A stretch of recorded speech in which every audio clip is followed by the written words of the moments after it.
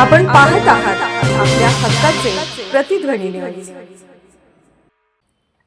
मिरज प्रभाग क्रमांक 6 मध्ये अटीतटीची लढत, क्रॉस वोटिंगची शक्यता, धक्कादायक निकालांची चर्चा।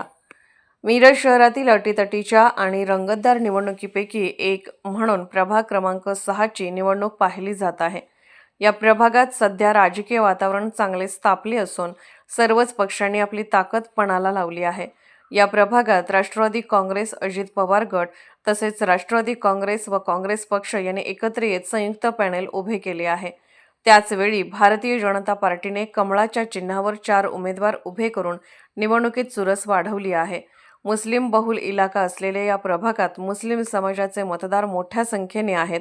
सध्याच्या हालचाली, स्थानिक वातावरण आणि मिळालेल्या माहितीनुसार या प्रभागात काही धक्कादायक निकाल लागण्याची दाट शक्यता वर्तवली जात आहे। काही पॅनलमधील उमेदवारांविरोधात मतदारांमध्ये नाराजी असल्याचं चित्र दिसून येत आहे। त्यामुळे मोठ्या प्रमाणात क्रॉस वोटिंग होण्याची शक्यता नाकारता येत नाही। याचा थेट परिणाम अंतिम निकालावर होऊ शकतो। सर्वांचे पक्षाचे पॅनल निवडून आणण्यासाठी जोरदार प्रयत्न सुरू असतानाच आता निवडणुकीचा दुसरा टप्पा सुरू झाला आहे।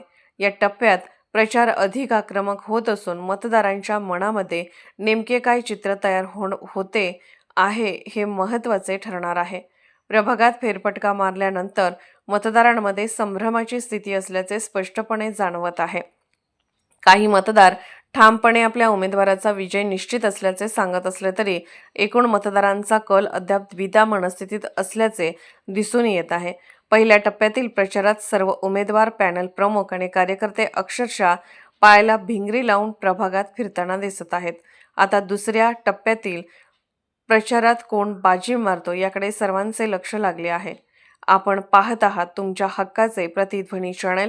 आमच्या चॅनलला सबस्क्राईब करा आणि लाईक करायला विसरू नका।